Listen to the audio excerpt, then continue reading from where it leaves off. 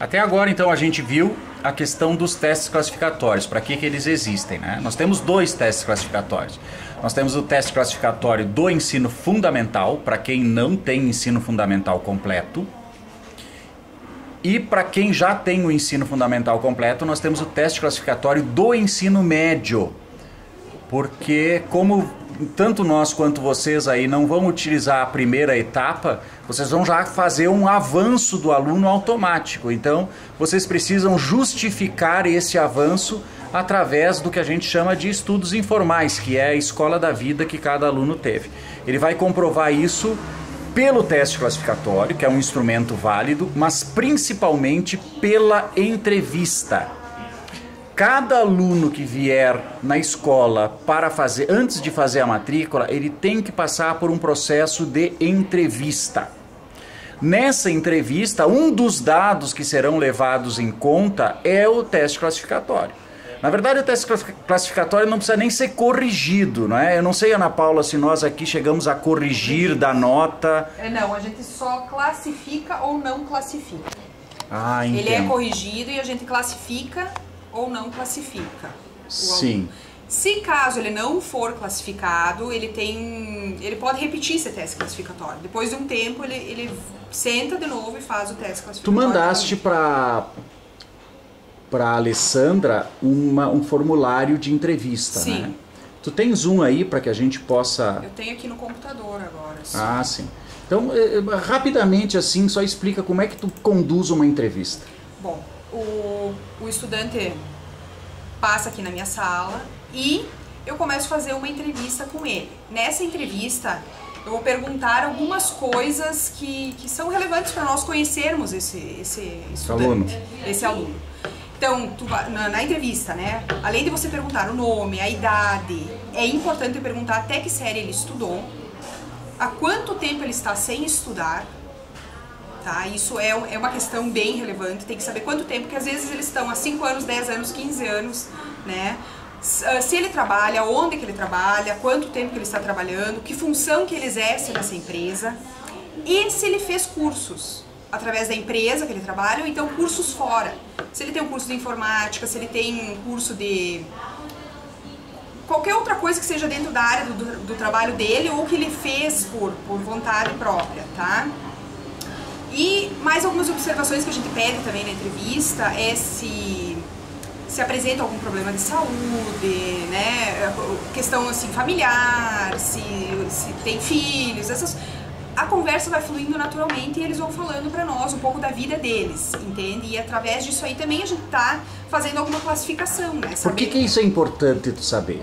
Isso é importante a gente saber porque a gente está lidando com pessoas que deixaram de estudar há muito tempo, não todos, né? Porque hoje em dia a nossa realidade vai do 18 anos de idade até 60 e poucos anos de idade. Mas quando você faz entrevista com pessoas que deixaram de estudar há um longo tempo, é interessante você saber sobre a vida deles porque eles apresentam assim essa vivência. Entende? Mas na verdade, assim, em termos técnicos, tu vai ter que... A entrevista é um papel, né? É uma folha de papel que vai ser preenchida. Isso. E ali tu vai ter que dar um parecer. Tem que dar né? um parecer. Um parecer. Então, com base nestas informações é que tu vai dar o parecer. Lógico que a gente coloca assim, quem tem que fazer o primeiro ano do ensino médio corresponde à nossa terceira etapa, não é? Isso. Segunda etapa, isso. O segundo ano a terceira etapa, o terceiro ano a quarta etapa. Mas isso não é uma regra fixa, né? Ela pode variar desde que respeitado no mínimo 1.200 horas, que seriam 2 etapas, isso. Não é? Mas qual é o aluno que nós vamos classificar direto para a terceira etapa, por exemplo? Aquele que tem o primeiro ano do ensino médio completo, mas também pode ser aquele que tem uma quantidade de estudos informais e conhecimentos que a gente julgue que pode ir direto, né? Isso, porque às vezes na entrevista você consegue detectar isso aí, neste aluno, entende? Tu consegue colocar ele para a terceira etapa porque ele apresenta essa vivência, não de escolaridade, né? Não da escola, mas de trabalho, de cursos que fez fora, de viagens, então tu tem como colocar ele uma etapa para frente. Por isso da importância dessa entrevista. Tem que ser feita com todos os alunos que entram para estudar. Tá, e uma vez que tu fez a entrevista, qual é o passo seguinte? Que encaminhamento tu dá a esse aluno? Depois que a gente faz a entrevista, claro, daí é falado para ele todo o funcionamento, né, da EJA, tudo que ele tem que... os horários, o dia da semana que ele escolheu para estudar. Tu tens os horários aqui, né? Tu tem até aqui na tua... Tenho aqui, Segunda etapa, terceira e quarta etapa. E os dias da semana, né? Tá, isso aqui é uma cópia, depois de feito o horário, inclusive tu entrega uma via pro aluno, né? Sim, todos entrega os uma alunos folhinha, recebem uma via. Daí tu salienta em amarelo quais Sim. as aulas, porque às vezes nós temos alunos que vão ter eliminado algumas disciplinas, não precisam fazer, né? E isso mesmo, porque aqueles casos que eu estou falando, que às vezes eles vêm com terceiro ano do ensino médio, mas reprovou em 5 disciplinas. Ele vem até aqui com o seu histórico, com a base, e a gente faz análise em cima desse histórico e ele só tem que cursar essas 5 disciplinas. Então a gente pega o horário da quarta etapa, assinala bem certinho ali o dia da semana que ele escolheu, geralmente com destaca-texto, e as disciplinas que ele tem que fazer, os horários, e explica para ele como é que é o funcionamento. Né? Como é que é o funcionamento? Não explica para nós. Então vamos supor que o aluno venha para a aula da quarta etapa na segunda-feira à noite, certo? Deixa eu ver onde é que nós temos quarta etapa, Aqui. segunda-feira. Aqui. Então, a primeira aula dele vai ser de história, tá? A gente vai explicar para ele assim: no primeiro dia de aula, você vai chegar aqui na escola, você não vai ter a prova ainda para fazer. Você vai entrar na sala de aula às 7h30 da noite, vai ter a tua aula, vai adquirir a tua apostila antes, né? Adquire a sua apostila do módulo, vai para a aula de história do primeiro módulo, assiste até às 10h45 e depois termina essa aula. Na próxima segunda-feira você vai retornar, porém às 19 horas, para fazer a prova desse módulo que você assistiu anteriormente. Claro, durante a semana você vai aplicar, né, tudo aquilo que você aprendeu, vai realizar tarefas na sua apostila, vai estudar aquilo que o professor passou na sala de aula, como o que vai pedir na prova, vai fazer o seu plantão. Geralmente da segunda-feira vai ser marcado na quinta-feira esse plantão. Daí no caso lá em Santana eles vão podem marcar de uma forma diferente. Podem né? marcar de uma forma diferente. Eu até estou me baseando como a gente faz aqui, né? Mas segunda-feira o plantãozinho vai ser marcado na quinta, daí às 19 horas tem o plantão, até às 20 horas. Depois eles fazem online o restante do plantão, né? Ou pelo 0800. Ou pelo 0800, realizando testes no computador, que a gente tem já alguns testes para eles fazerem. Funciona de segunda a sexta, da 1h30 às 7h30 da noite, é isso, 0800 de segunda a sexta, da 1h30 às 7h30 da noite. E o plantão online também. Também plantão online. Os alunos de Santana do Livramento vão fazer o plantão online 0800, atendimento direto por aqui. Direto por aqui. Direto por aqui. Por acaso, se o aluno não pode ir até o plantão presencial, ele pode fazer o 0800 direto por aqui.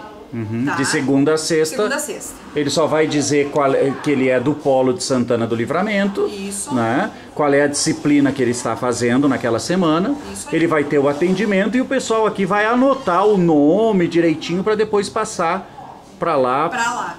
Para ele garantir essa pontuação. Que Isso. vale 1 ponto esse plantão. A apostila, ela vale até 2 pontos. Por que até 2 pontos? Porque você não vai dar 2 pontos para a apostila se ela não está completa, né? O aluno leva para casa, ele faz esse plantão, se ele consegue presencial ou online, e ele, para o seu estudo, vai completar essa apostila. O professor não pode completar a apostila em sala de aula. Ele vai dar as bases, ele vai explicar, mas o aluno, depois, na sua semana de estudo ali, vai completar essa apostila.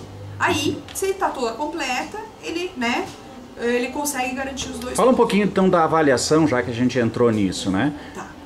Então, assim, tem uma prova, né? Essa prova vai ser semanal, então, no nosso caso... Sempre no início de cada aula? Sempre no início de cada aula. Meia horinha? Meia hora. 19 às 19h30, no nosso caso aqui.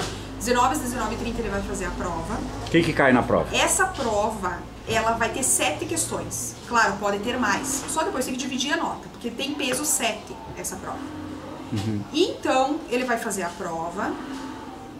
Posteriormente, ele vai juntamente entregar a apostila para o professor corrigir essa apostila, que vale até 2 pontos. Então, ele tem 7 da prova mais 2 pontos da apostila. E 1 ponto do plantão, que durante aquela semana que ele estava de intervalo da aula, ele fez o plantão online ou presencial lá no polo da cidade. Ou pelo 0800. Ou pelo 0800. Tá? Então, fechando 10. A média para aprovação? 5. Média 5. Um módulo de aula, né? Um exemplo, literatura. Um módulo de aula. Fechou 5. Ele está aprovado ou não na disciplina no semestre. Disciplina. Se ele não aprovar na disciplina, ele tem que repetir essa disciplina. Ele tem que fazer novamente um outro dia, um outro horário e... Conforme a escola tiver ofertando pelos horários que a escola disponibilizar ali, né? No começo vão ser menos turmas, então menos possibilidades, mas depois, né, à medida que vai aumentando o número de alunos, vai aumentando o número de alunos, né, de estudantes, então ele vai conseguindo, tem mais etapas, ele vai conseguir ir recuperando, mais fácil. Mais fácil. Mas não é difícil dele atingir a média 5. Aqui praticamente 99%, né? 99% atinge a média. Se não atinge, talvez porque não completou a apostila ou não entregou, esqueceu a apostila, não entregou. Foi mal na prova, não interagiu. Aí ele te procura sempre a coordenação, sempre, né? Sempre, e a gente acha um outro horário para ele recuperar. Sempre. Como é que o aluno sabe se ele está aprovado ou não? Bom, tem o diário de classe, né? O professor vai receber o seu diário de classe. Ali ele vai fazer todas as chamadas, vai colocar as notas do aluno. E depois, quando ele fecha esse diário, fechou as médias dos alunos, ele vai digitar no SBED. E aí, o aluno tendo a senha, né? Seu login, sua senha, ele consegue acessar e ver as suas notas, as suas médias. Ali ele sabe. E também, uma outra forma que eu uso é de tirar uma cópia desse diário de classe quando o professor me entrega e coloco no mural, sempre no dia da aula. Por exemplo, aula de segunda, eu tiro uma cópia Claro, se é um módulo, eles me entregam já na outra semana. Se forem 3 módulos, como é o caso de português ou matemática, eles vão me entregar quando terminar e fecharem as médias. Então demora um pouquinho mais, porque estão tendo as aulas. Eu tiro uma cópia e coloco no mural e os alunos têm acesso a olhar suas notas lá. Se for cá, eu já passo na sala de aula, aviso eles, ó, tá ali a média de vocês de matemática, por exemplo. Olhem as faltas, porque as faltas também reprovam. Né? Eles têm que ter no mínimo 75% de presença e eles não podem ultrapassar esse limite, porque senão eles reprovam. É que chegou a professora Ângela aqui, que é a nossa diretora do polo. Como ela é muito discreta. Ok. Então, voltando,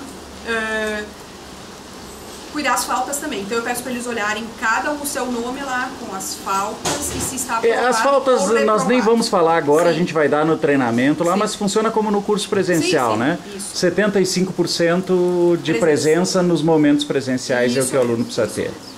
Né?